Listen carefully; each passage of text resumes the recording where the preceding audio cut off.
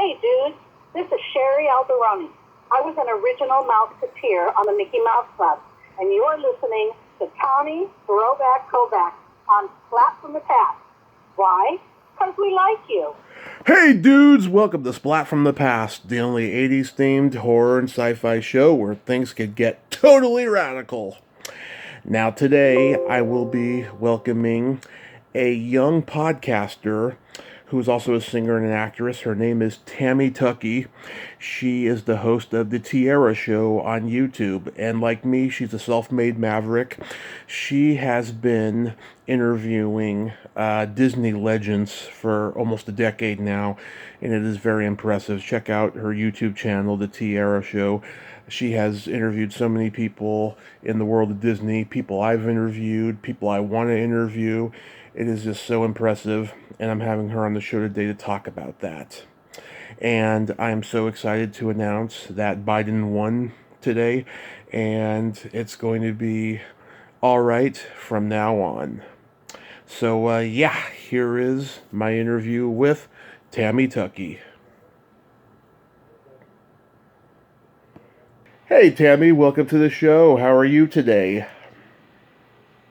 Hey, I'm doing really well. It's been quite a couple of months, but as it is, it's almost the holiday season, so I'm excited for that, as always. Yeah, I am so excited for that too. Not to mention the victory we got today, and the stress has been lifted off of my shoulders, so I feel really good about that.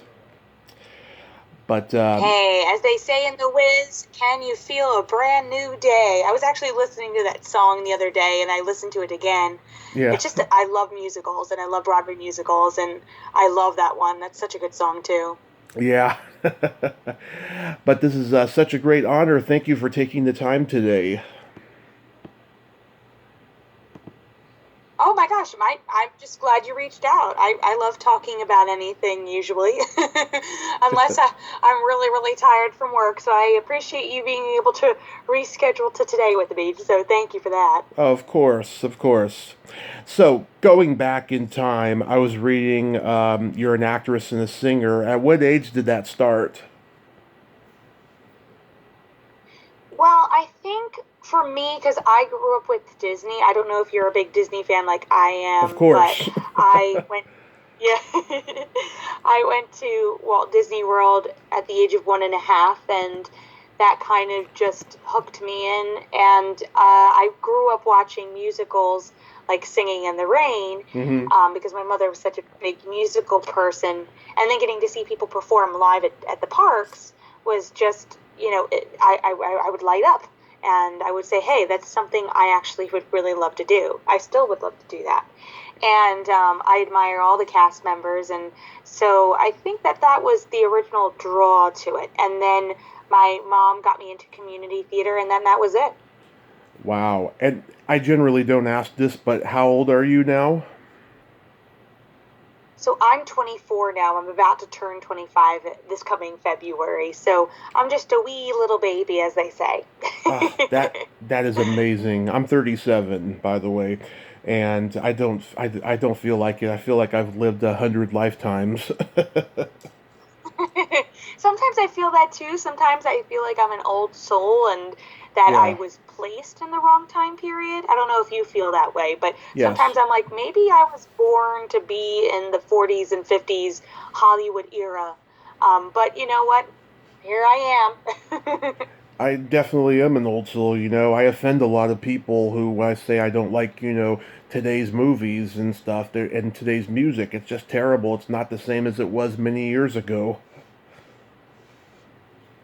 Yeah, I think it's everybody's different preference. And for me, you know what I mean? I try to absorb as much as I can and listen to other people and what their likes and dislikes are. And hey, maybe I might not be the right match for a specific song that they like, but I will definitely listen to it and kind of get a sense for how they feel about certain things. So, I'm always on board with something like that. But yeah, usually my preference, and it sounds like you are the same with me, is just not always equivalent to people our age. But that's okay. You know what I mean? That makes everybody unique and different. Exactly. So you did a lot of school plays and community theater growing up?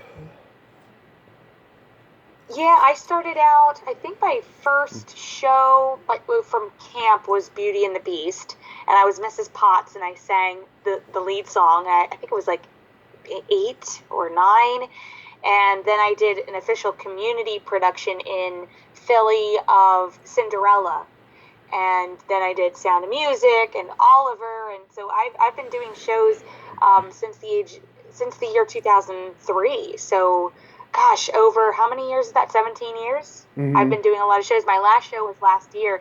I was just talking about that with my mom. I was like, gosh, I haven't done a show since last year because when COVID hit, I was supposed to do a show this summer. Yeah. And that didn't happen. So the last show I did was A Christmas Carol last year, which was a lot of fun. And I just miss that. Community theater is such a beautiful thing.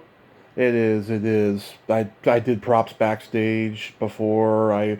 Did theater in high school and stuff. I love it. I just don't like auditioning. That's all. But That is always the nerve-wracking part. Absolutely. So like what live theater is like. It's very different. I think everybody, just like how sports are, everybody has to give it a go once in a while during gym at school. I think everybody should give it a go doing a show, even just one show, and then you can realize the time and effort that it takes to do a full production of a musical or a play.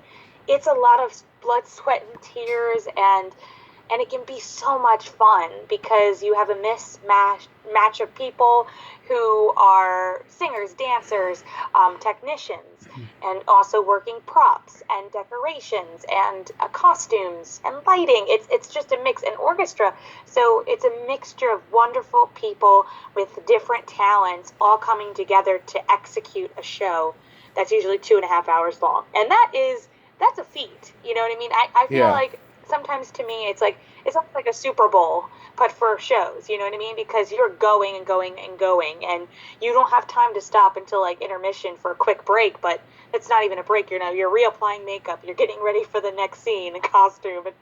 It's funny, but it is what it is. Absolutely.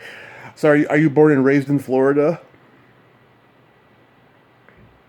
No, I was born and raised in Philly, and I'm still outside of Philly, and I wish I had moved to Florida. I would love to go down there at some point, but I'm based outside of Philly, the city of brotherly love and of all the history of America, a lot of it, and really lucky because it's so unique to walk around our city. I love New York City, but I'm just so blessed I'm close to Philly because we walk the footsteps of Betsy Ross and not Abraham Lincoln. I'm really tired. I apologize. Benjamin Franklin.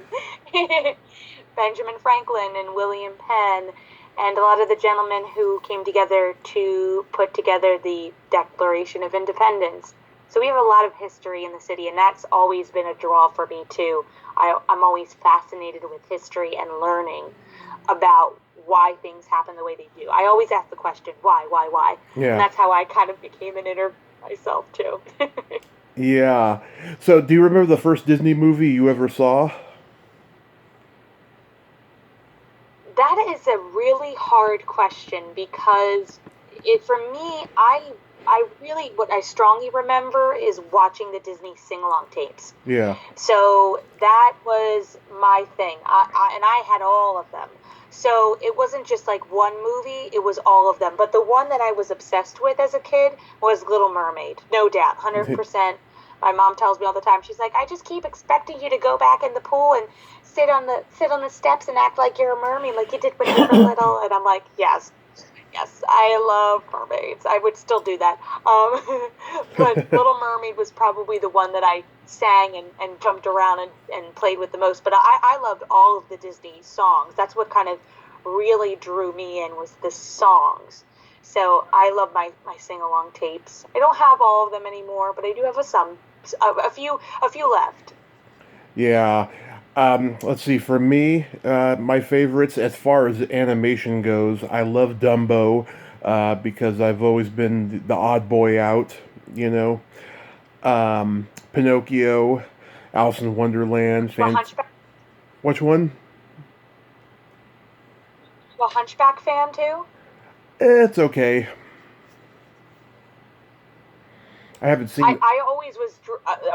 when you said Odd One Out, just immediately made me think of Hunchback because I was always drawn to Quasimodo as a character in that retrospect, of feeling like the odd one out. So that's immediately what I thought of, but I love Dumbo too.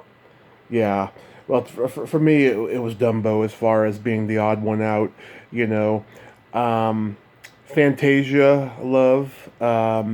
What's the one where I don't even think it's a feature Disney film. I think it may be a short where the three little pigs are singing "Who's Afraid of the Big Bad Wolf." You remember that one? Yeah, I haven't even seen that in so long. Yes, I've seen it, Yeah. but I haven't seen it in a very long time. But it has a catchy song. I like the short. Have you ever seen the one with Johnny Appleseed? Yes, a long time ago. I was a kid like in the I late. love that one. Yeah, I was a kid in like the late '80s watching the ABC Saturday Sunday Disney movie, like watching Johnny Appleseed. I forgot about that too. For Saturday mornings for myself, it was like Disney Channel. I'm trying to think of all the shows. There were so many, and it was such a mixture of them. That just brings back great memories too for me. So, yeah, I was always a big fan. Yeah. Yeah, we got the Disney Channel in 1990 when my mother started working for the cable company, and so I started to see a lot more Disney stuff that I may have missed the first time when it was on ABC or NBC. Um, but yeah, I mean, Did you like watch the behind what? videos that they would share, like the documentaries? Because I'm just finding some of them now on YouTube, and I find them absolutely fascinating about like the theme parks. I love that. Have not seen that yet. No, the documentaries. I should check them out though. They're just like sporadic, but they used to do a lot of them in the 90s, and I always thought that was such a cool draw to watch Disney Channel, because then you would see what the next best thing was. Mm-hmm. And there was this wonderful show called Inside Out, Yeah. Disney World Inside Out, that was on Disney Channel. I don't know if you remember it, but for Vaguely. your listeners, they had the first season was a gentleman named Scott who hosted the show, and I interviewed him.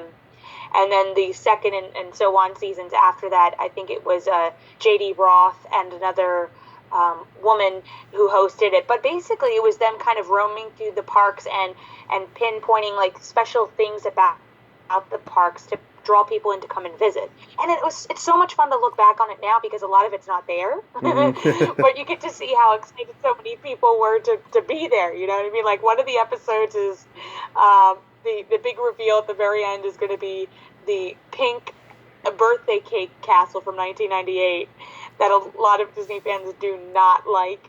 And apparently I was there. I have a picture that I was there when it was up in 97. But I don't remember seeing it. But it was so funny to see them go, here it is, and then have the reveal. Yeah. Oh my God. How about live action Disney movies? Which ones do you like in live action?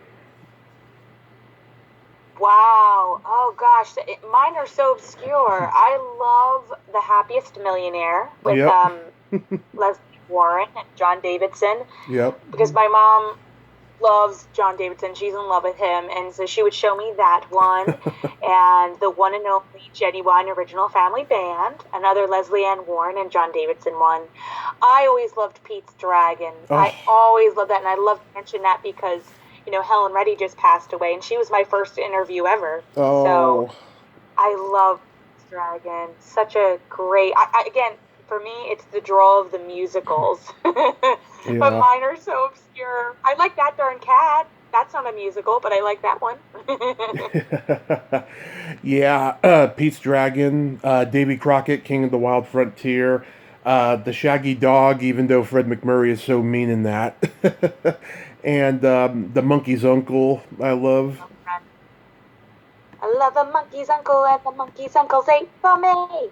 Yeah, I love that. I love that song because that's the first time I saw the movie later on, but I first heard the song when Annette sang it. I loved her rendition of that. And then they redid it. I don't know if you remember the Disney Mania CDs that they used to have in the early 2000s, where they would take the Disney Channel stars and then they would redo a song. And I forget who did it. It was some obscure artist, but again, I heard it again. I was like, oh, I love it. Anything with the Sherman Brothers. Oh, I love that rendition you just sang. That was beautiful. Why, thank you. I haven't been vocally warming up, so I hope your listeners aren't too offended. Are you a Winnie the Pooh fan? Oh, always a Winnie the Pooh fan. I think my favorite movie growing up was the Tigger movie. So I think we saw that 3 times in the theater. I was probably 4, and I just was obsessed with Tigger. And when the new ride came out in Disney World, we were there, I think a couple months after it just opened. And that was my sister's first ride. She was just a baby. And she loved it. And Winnie the Pooh is such a sweet character. Yeah. And the music is like it's one of those nostalgic things, but it's just so soothing to know, because it's not a loud, obnoxious cartoon. It's it plays to the kids' emotions and vulnerabilities, and I just love that about Winnie the Pooh. I do. I love that. Yeah, I love Winnie the So Pooh also. Cute. I'm the only one. Yeah. Yes, I know. What was your first year of going to the parks? I hope you don't mind me asking a question, but Of course what not. was the first year you went to the Disney parks? I was 6 years old. This was 1990. Me, my mom, my brother, and my brother's best friend. My dad didn't want to go. He wanted to stay home. We ended up going with my dad the next year. But the first time I went, I was just blown away by it, because back then it still had the old, Disneyland that was built in the 50s vibe to it. It had that, county fair vibe to it, but way better, And Roger Rabbit was like making the announcement when everybody showed up, when everybody showed up early, and there was a parade going on, and there was so many cool attractions. What was that? I forgot. I was just saying that's amazing, because I forgot that Roger Rabbit was very prominent in the beginning of the 90s, and then he kind of disappeared. But he had his own parade float. He was at the studios. This is what I'm basing off of the documentaries and things that I've seen and home videos I've seen. And so I feel so bad that, he really didn't get the addition to being one of the Fab Five. Yeah. And I remember, too, some horses, pooped right in the middle of the parade. It was so funny and so gross at the same time. And I didn't expect that. And that was, that was my introduction to just how wonderful Disneyland could be. And, we had Pirates of the Caribbean, the original one. We had Small World After all those great rides. And just, I haven't been there since. I've been to Universal Theme Park for Simpsons Land, but I haven't been to Disneyland since 1991.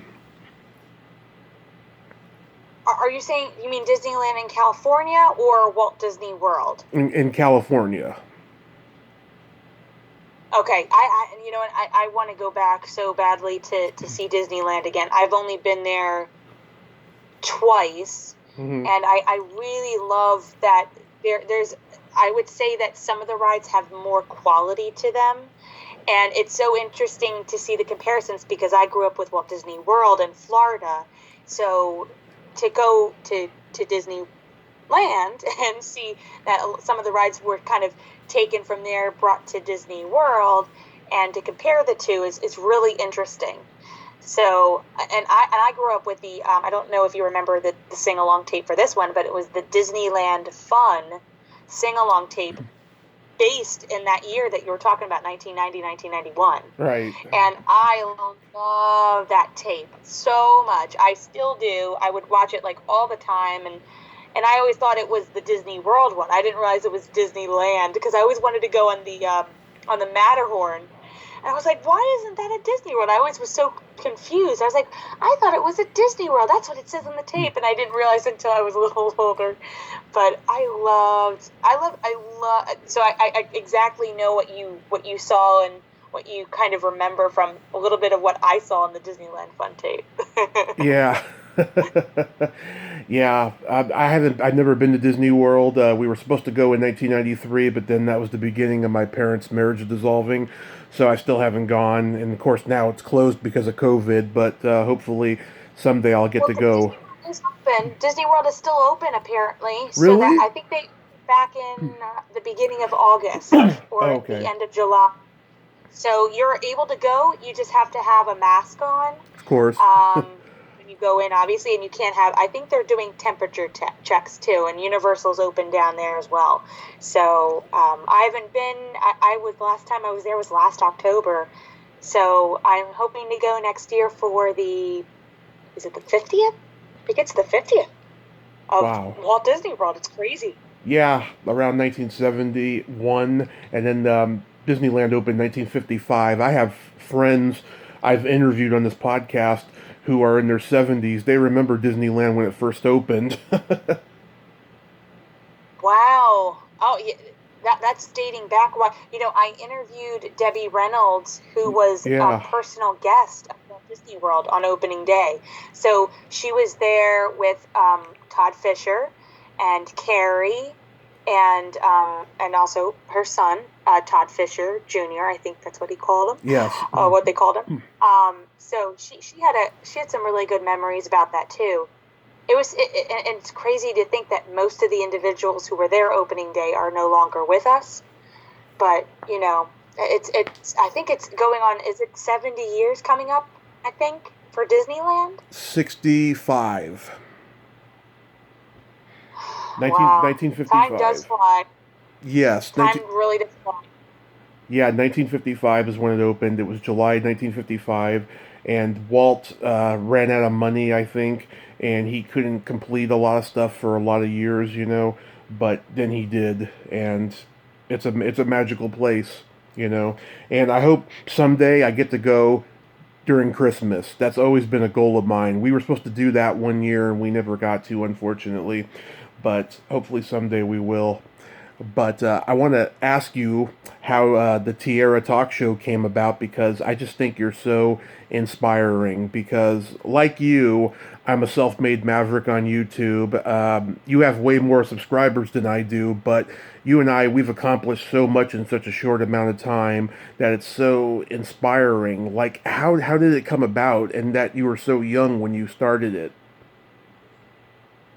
Yeah, I believe I was 14 years old when I started my show, my little podcast. It was prior to the podcast I have now, Hmm. because I had the first one I did with Danelle and Darlene, and the three of us. Danelle was in Canada, Darlene was in Buffalo, New York, and I was in Philly. Yeah, So there weren't really a lot of female driven Disney podcasts out there. And yeah, I will tell you that there were many different podcasts that I would say, hey, you should interview this person or this person, because I would always find these individuals and I would be like, hey, you should definitely talk to this person. And a lot of people would just ignore my messages or would go, yeah, sure, why not? And they would never get back to me, or they would never do the interview, of course. which is fine.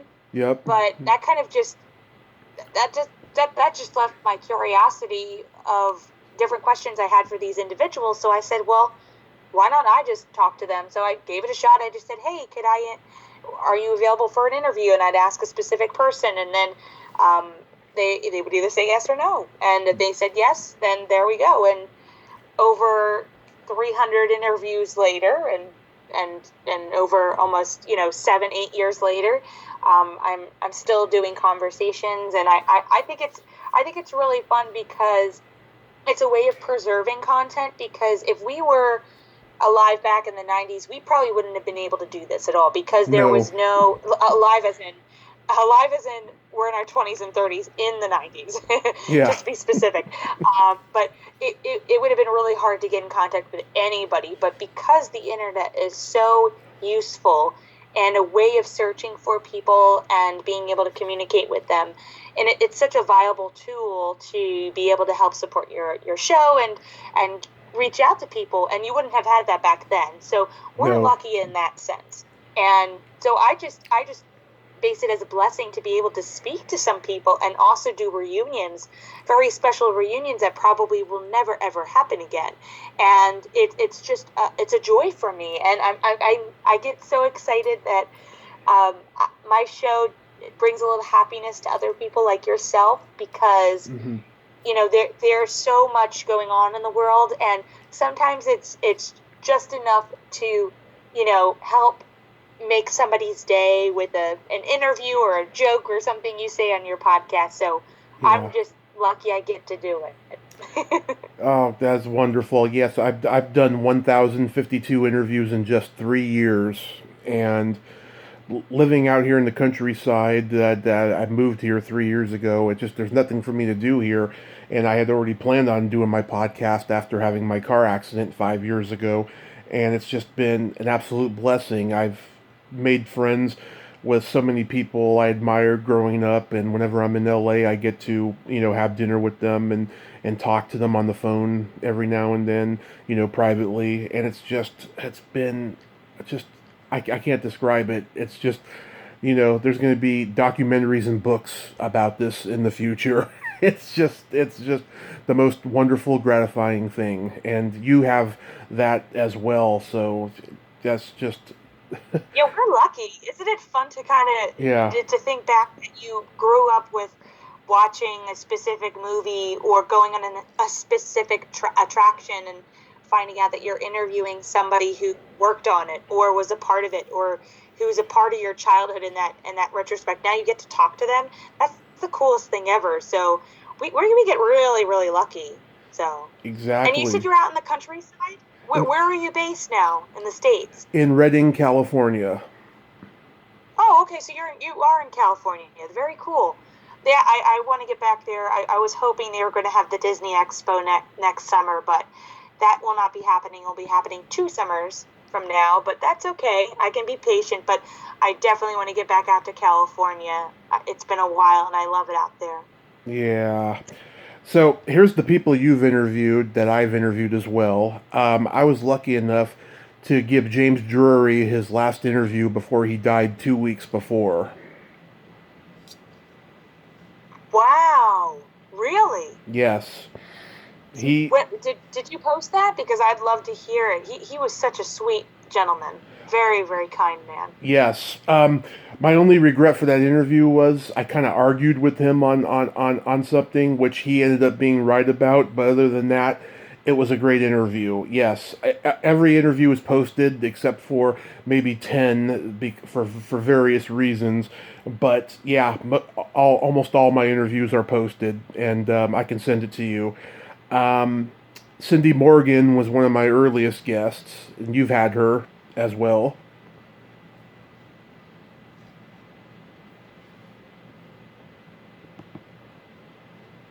Hello? Wait, could you say that again? You came in and out. Can you say that one more time? Yes, I was mentioning Cindy Morgan was one of my earliest Can you hear me? guests. Yeah. Hello? Hello? Yep, I can hear you now. Yeah, it's there's like a delay. Okay. Cindy Morgan was one of my earliest guests. You've had her too.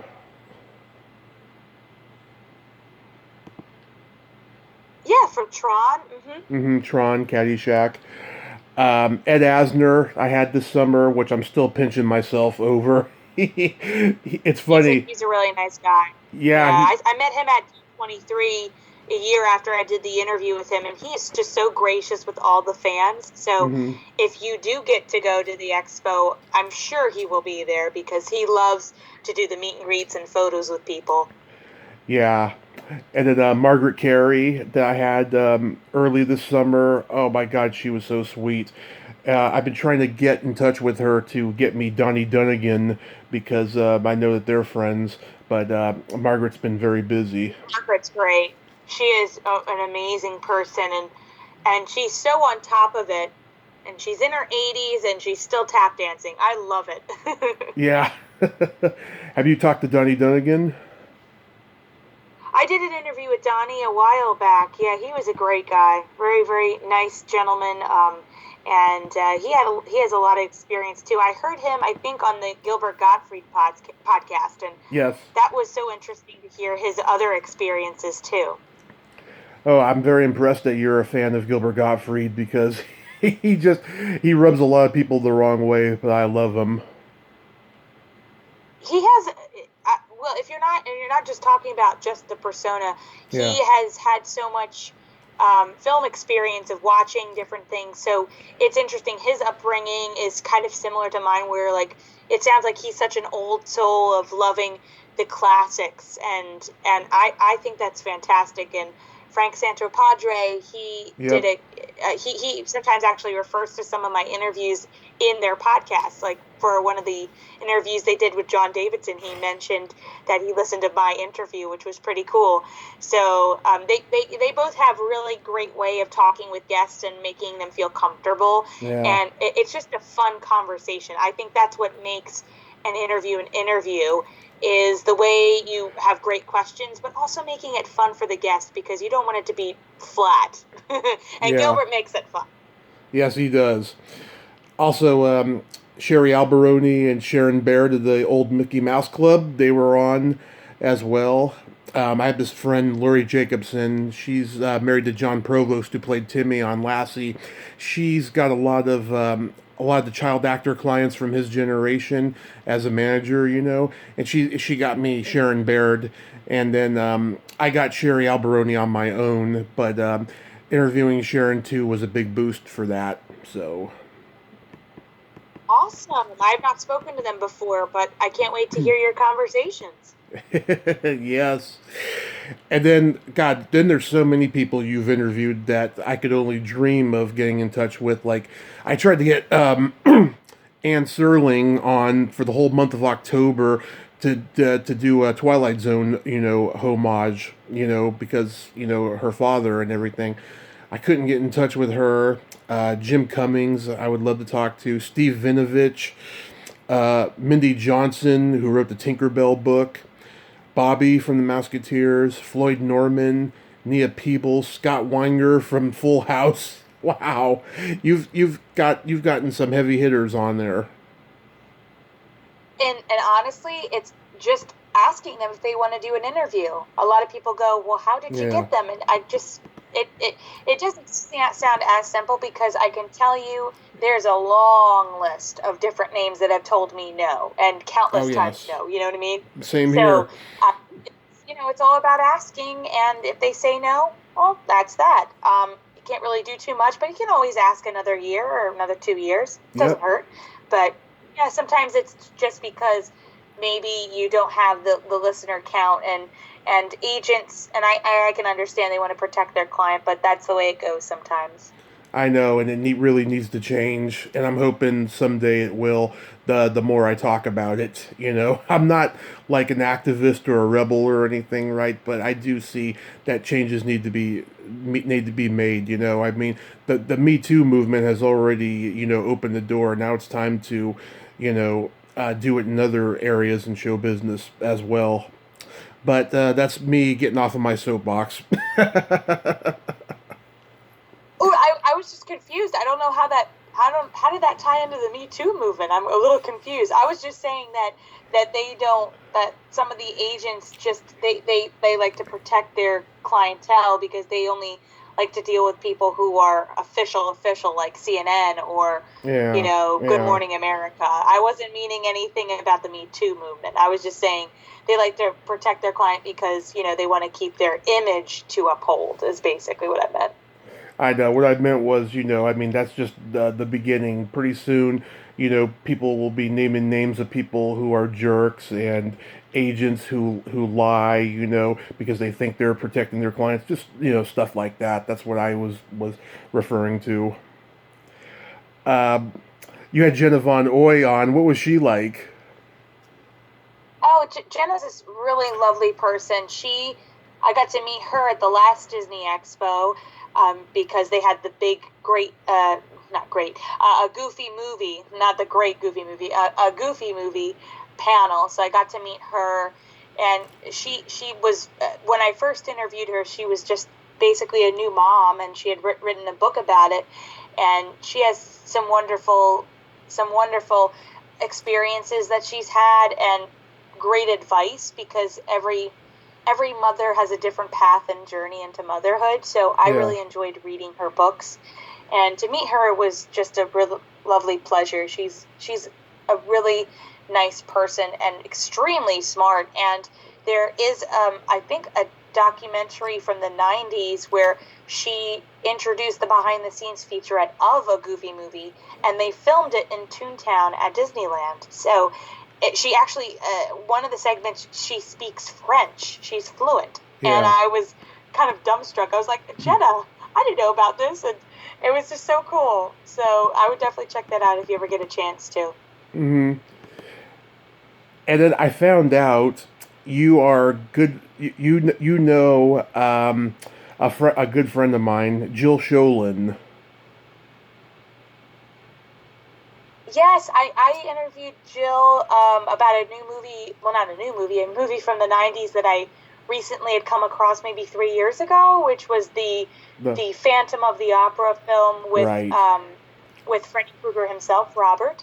And I'd never seen it or heard of it before, and Jill was in it, and I didn't even know who she was, and I thought she was a great Christine, and I thought it would be fun to do a reunion with her and also some of her cast members. So she's a great person too, very nice and sweet. Yes, she did my podcast twice last year. The first time we talked 2 hours and 25 minutes, and I did not expect to be talking to her that long.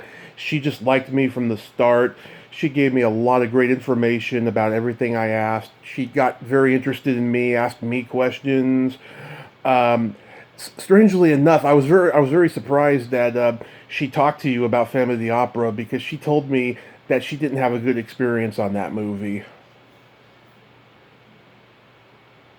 She went into a little bit more detail about that specifically. I think she was a little bit disappointed in how the character really didn't achieve the heroine status that she really wanted it to be. And we talked about it a little bit, and I did say, well, first of all, you know, this is a spoiler alert for anybody who has not seen the film. So if you have not, please, I suggest do not stop the interview, watch it, because it's a very, very good movie. But I did tell her, I said, you know, Christine, unlike all of the other Christines and all of the other Phantom of the Opera movies, this movie takes it in a darker direction, and Christine does not subject herself to being the damsel. She fights back, and she's the one that finally conquers and kills the Phantom, which it does not happen in any of the other renditions ever. So I think she was we talked about it a little bit more, and I don't think she thought of it in that way. But hey, you know what? I wasn't there. I don't know how her experience was. You know what I mean? But we had a great time. Robert, herself, and also the gentleman who plays Richard, Alex Hyde-White. All three of us had a great time talking. She had a great time chatting, and I think they all want to do a reunion in person. And I said, hey, if I can get something together after this COVID, it would be great to do it. So everybody has different experiences. That's why I kind of don't push certain subjects or talking points unless they want to bring it up. You know what I mean? And if they're not comfortable, then we don't need to do an interview, or we don't need to talk about it. It's totally up to them. I want to make sure that the guest is comfortable. You know what I mean? If they're not interested or not in a good mood, I don't want to kind of push anything like that. Exactly. I've only had maybe 3 people in the last year finally say they don't want to talk about a certain project that they did, and that's perfectly fine with me, Fortunately, it hasn't been a project that I was so passionate about that it devastated me that they didn't want to talk about it. But I've had maybe 3 people in the last year say they didn't want to talk about this or that, and it was perfectly fine. So, yeah, I get that. Oh my God, I wanted to ask you, did you ever see that Saturday Night Live skit where they're in Disneyland with Debbie Downer? The best SNL skit ever? Yes, absolutely. That's probably the best hands down SNL skit ever, and I've seen it so many different times. And it's our running joke in our family. We always go womp womp. Yeah. We do the Debbie Downer noise when something bad goes on. So, yeah, love that sketch. And I would love to talk to Rachel Dratch about being Debbie Downer, because she's such a funny person. And I wish her career had taken off more so than what it was, because it would have been so cool to see her in something similar to like what the movie The Bridesmaids was. Yes. How that did something for Melissa McCartney's, her basically her entire movie career went up from there. You know what I mean? And she was known as a character. I just kind of wish that happened to Rachel, but love it. Yes, can't ever forget it. She was the Imogene Coca of that cast, with that hilarious rubber face that she has. And yeah, she actually liked a comment I made on Twitter the other day. She was saying how much, she would like it if sidekicks were real, so we could see who's going to be the winner of the election. And I replied back, sidekicks are a figment of everyone's imagination. Womp, womp, womp, womp, womp. And then I got a notification. Rachel Dratch liked your reply. She is so cool. I love her. Yeah, I thought that was so cool. So is there anybody on your bucket list that you really want to interview that you haven't gotten the chance to yet? There are always people on that list, and I never kind of go into it, because it's a list that if you say somebody, and I don't want to like jinx it, but also sometimes people might hear and be like, oh, well, I'm never going to be on their show. You know what I mean? Yeah. And it's happened before. So, but, I'll tell you some of the people I'd love to have interviewed who are no longer with us anymore. Mm-hmm. I'd love to talk to some of the old Hollywood stars themselves. I'm such a big fan of Singing in the Rain, so I would have loved to have interviewed Donald O'Connor. Mm-hmm. I think he's such a talented dancer, and he worked with Debbie Reynolds, I think, like 2-3 different times on different movies. So Yeah. love to have interviewed him. I would have loved to have interviewed Danny Kaye, because it's interesting. I've interviewed somebody who worked with him back in the day of the movie White Christmas, and they said they loved him, and he was so sweet and a great experience. But then I've interviewed some individuals who worked with him later in his career, and they did not have that same experience. And even Gilbert Gottfried talks about it on the podcast, about how people have a certain opinion of him. And so I would really like to talk to him about his career too, because I think his was so interesting as well. And maybe Judy Garland would have been a really interesting conversation, because she went through so much when she was a young girl and teen, and in her early 20s. So I love her interview with Barbara Walters, but I would love to have a real conversation with her. Oh, and then my final probably one would be Carrie Fisher, because I was going to try to put in a request, and it was around the holidays. It was right before she passed. Yeah. And I thought, you know what? I'll just put in a request after the holidays, because I don't want to bother people when they're on their holiday break, and I'd rather wait. And so, and I'd already interviewed her mother. Yeah. So, I was like, you know what? I'll just wait. And then she had passed. But I would have loved to talk to her, because she's such a smart, humorous person, sharp as a whip. And it's great. I love listening to some of her interviews and conversations, because she always has interesting tidbits about different things that she's done. So those are some of the people I would have loved to have had on my show. I don't generally give advice, right? But if I had for anybody who wants to reach out to somebody in their 80s or 90s, do it right away, because you never know how much longer that they have.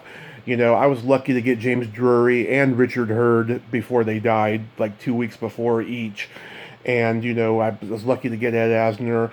I had Marion Ross from Happy Days, right? The old people, you should just do it right away. But, I know what you're saying about the holiday thing. I usually wait until 2 days after Thanksgiving or Christmas, before reaching out. So, yeah, I totally get that. So do you have any... Yeah. Oh, go ahead. No, go ahead. Sorry. I was going to say, do you have any upcoming projects or interviews that you can mention? Well, the other night, I think it was actually last night. I keep forgetting what day of the week it is. Saturday. I just interviewed. Yeah, I know, Saturday. I just interviewed an Imagineer named Karen, and great conversation. I never usually reveal any of my interviews prior to releasing them. Yeah, same here. Again, I'm just somebody who likes to keep it on the down low until it's finally released. No new projects. I've just been working because my full-time gig is in the healthcare industry, and because of COVID, it's been very, very crazy and busy since March. So, I do this on the side. I actually I had been taking a break for a little bit of some time in the beginning of the year. But when COVID hit, my only form of sanity was coming back to do some type of, doing my podcast, was being able to do an interview and then have the discipline to edit, some type of normalcy in my life for a little bit while I was dealing with things during the day. So, I try to do an interview a week every Friday night at 7 p.m. Eastern, right. For a 4 p.m. Pacific California time. And I usually try to have it on YouTube as a YouTube premiere, so people can listen along with me and other listeners to the conversation that we have.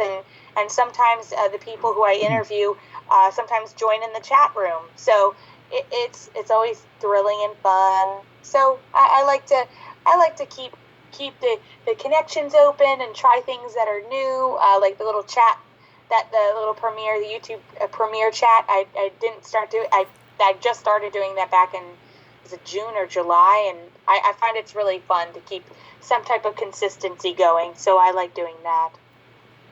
Oh, that is just so wonderful. You're so inspiring, Tammy. You really are. Oh, you're so sweet, and it means a lot to me that there are other people who really like my show, because I can't stand editing. I don't know about you. I can't stand listening to my own voice. So good luck with editing this. So it's always fun to get to talk to and meet other people who have heard your show and who also appreciate your hard work. You know what I mean? And looking at your list, it's wonderful that you are also preserving these conversations on your end too.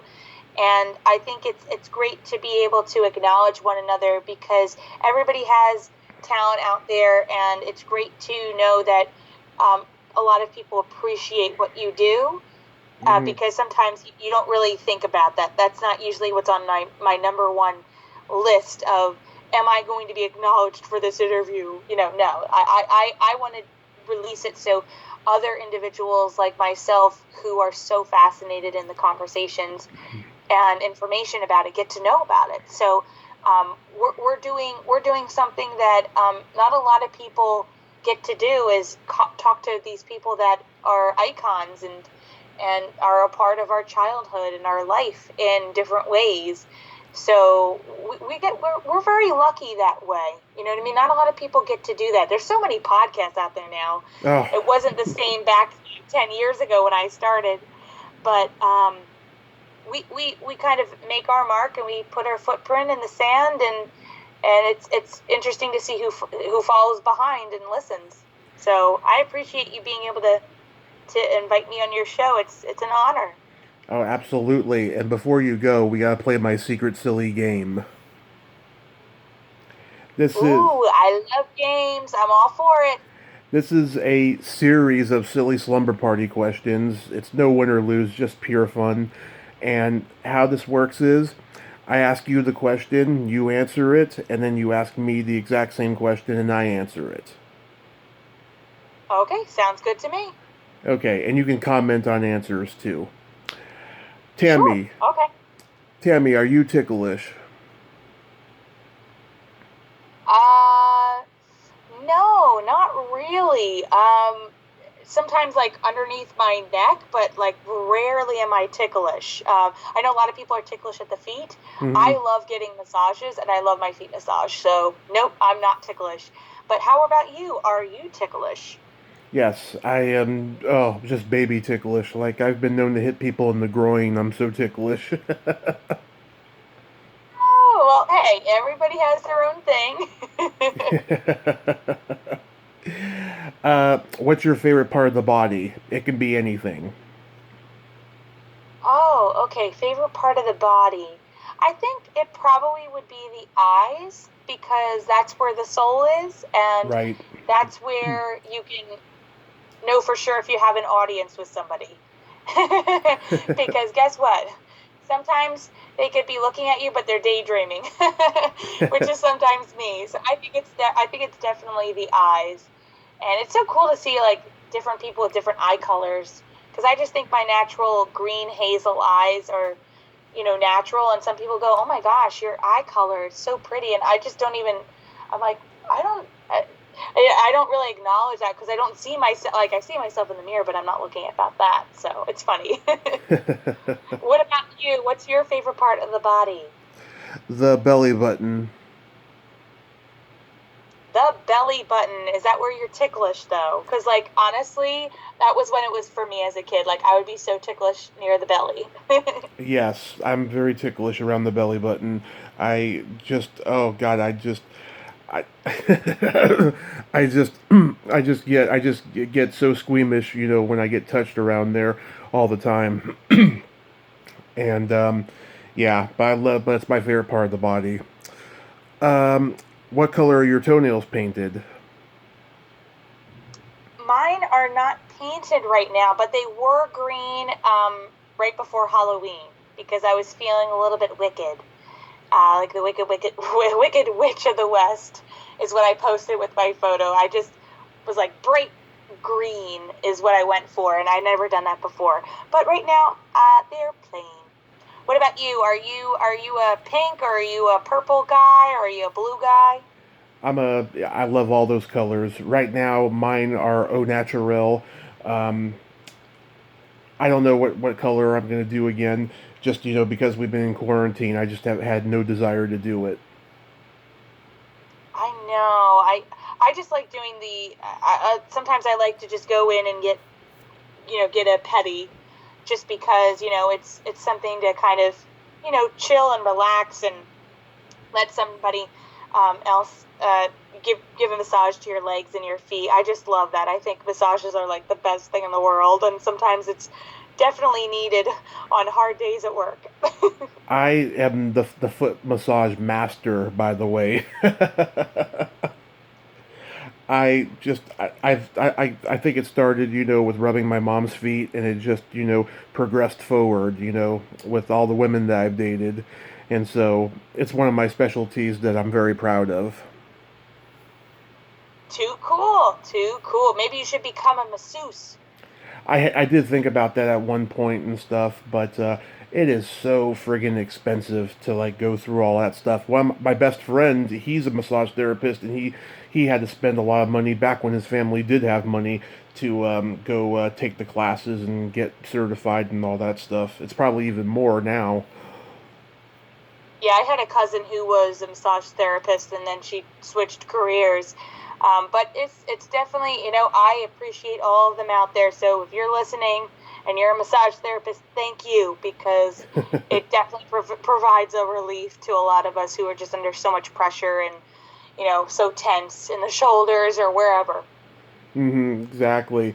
What would you say is your best personality trait? Oh, my best personality trait. Probably that I can keep it entertaining. I guess a conversation. I don't like things being boring and just sitting around. Sometimes it's nice to have your quiet time, quiet moments. But Right. if there's like a celebration, you know what I mean. I like to not just be the life of the party, but I like to help give life to the party. Exactly. And so I think some people forget that life is something to be enjoyed and it cannot always be serious. You know what I mean? You have to put the fun and the happiness in life. And I sometimes try to live my best to, have, every day may be your last, but make sure it's a fun one and an enjoyable one for others and yourself. So probably that. Exactly. Mine is And you, I'm sorry, I forgot to ask. And you, it's what's your best personality trait? my sense of empathy and that I have no filter. Yes, you are very receptive to others' feelings, it sounds like, and definitely no filter. I think that that's a good thing, though, as an interviewer, because, Hmm. sometimes you can put up that wall and you're like, I could have asked this question if I didn't put that wall up. But, sometimes it's like, crossing the line. Are you going to cross the line? Is it going to hurt the other person? You know what I mean? But Yeah. you seem to be, teetering on that scale of, when you can and when you shouldn't, you know what I mean? So that's good. That's interesting. I like that selection for yourself. That's good.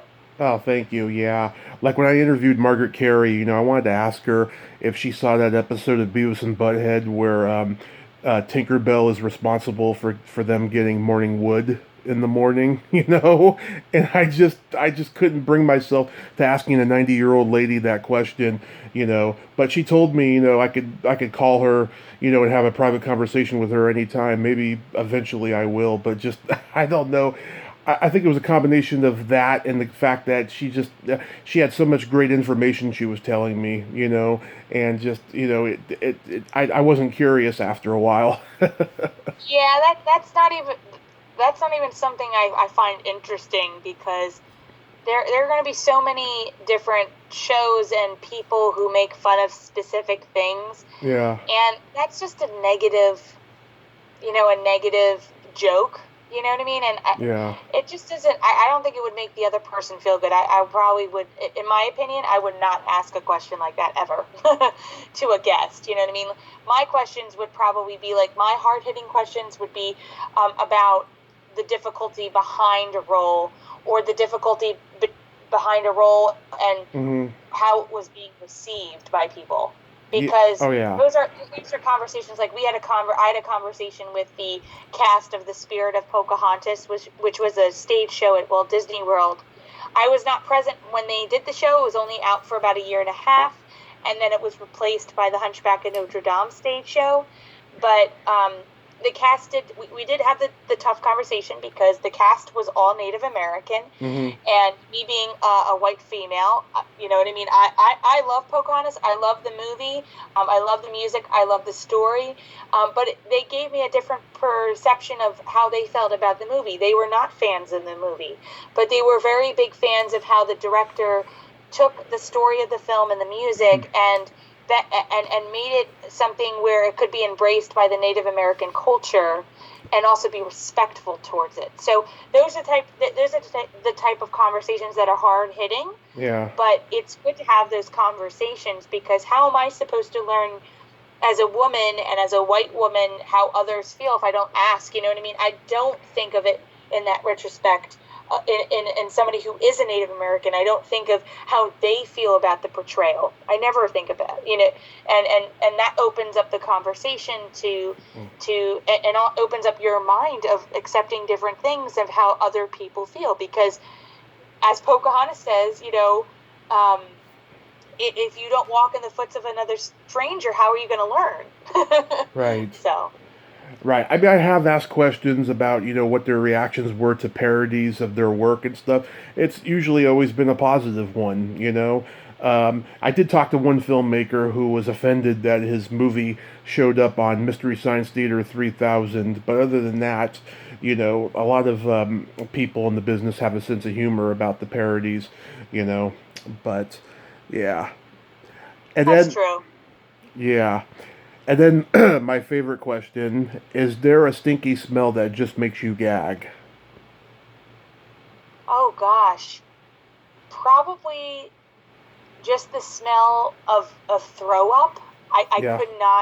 I would not be able to tolerate that. And maybe also, it probably doesn't make me gag, but it triggers me, there's this smell. If Mm. you've ever had lice before, and I've had as a child, there's the smell of the lice shampoo that you're supposed to put in your hair to help kill the lice in your hair. Oh, yeah. And there's a specific smell to it that is just like, even if it's not the shampoo and it's a smell similar to it, oh gosh, it automatically sends me right back to that like horrible night of trying to get all the nits and bugs out of your hair. Oh gosh. So I really don't like that smell, and then I really don't like the smell of throw up, but I don't think anybody does, so. No.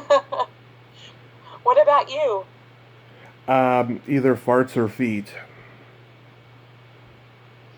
Yeah, a lot of people don't like the feet, and I totally get that. That's why I always am, putting perfume on and spraying my feet and putting lotion on my feet. Ooh, I like that. You know what I mean? I'm always about being, sanitary and smelling good, because that's who I am. I'm a very clean, knit person. It's like my OCDs, and you have to make sure you're always smelling good and clean, because that's just the way I am. So it kind of shocks me sometimes that people don't feel that way.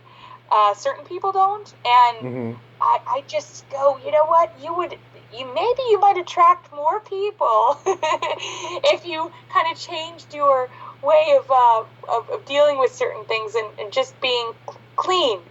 Yeah. Exactly. Yeah, I mean, if feet are clean, I have no problem with them, but if they're dirty, I don't. I can't handle them, is what I was trying to say. But Tammy, I thank you so much for coming on tonight. This was a lot of fun. It was my pleasure. Thank you so much for rescheduling, because my it's just been really busy at work, as you know, and it was so much fun to talk with you. These are questions. The last couple questions I'd never been asked before, so that was definitely a treat. I was definitely caught off guard, but that's the fun of doing interviews, is that, if you have some good questions that people don't expect sometimes, and you can get, fun conversation out of it, kudos to you. So awesome job, and thanks for having me on the show, and best of luck, or best of happy days to you on future interviews. I try not to say best of luck. Usually I'd say break a leg. So break a leg on future conversations you have, and no question is usually a bad question, but always, be aware of how people feel. I try to do as much research as I can prior to my conversations, just to make sure. And you did a great, thank you so much you had some really great questions. So I really appreciate it. So it's been a pleasure, and happy post-Halloween, and happy pre-Thanksgiving. Yes, happy pre-Thanksgiving, pre-Christmas, and happy New Year. And I know, all of it. And I'll continue to listen to your show, and I'll send you those ones that I was telling you about. Sure, that sounds great. I always love adding things to my list to listen to at work, especially, and on the way going to work and coming home. So thank you. My pleasure. You have a great night. You too. Talk to you soon. Okay. Bye. Bye-bye. Well, there you have it. Tammy Tuckey. Ain't she a sweetheart? Oh, what a nice, mature, humble young lady she is. And she is going to go far. She already has. She's already there. It was great to talk to her. If you like this video, everyone, please subscribe to my YouTube channel. Add me as a friend on Facebook. Join my Tommy Kovac comedian page on Facebook. Follow me on Twitter and Instagram and all that fun stuff.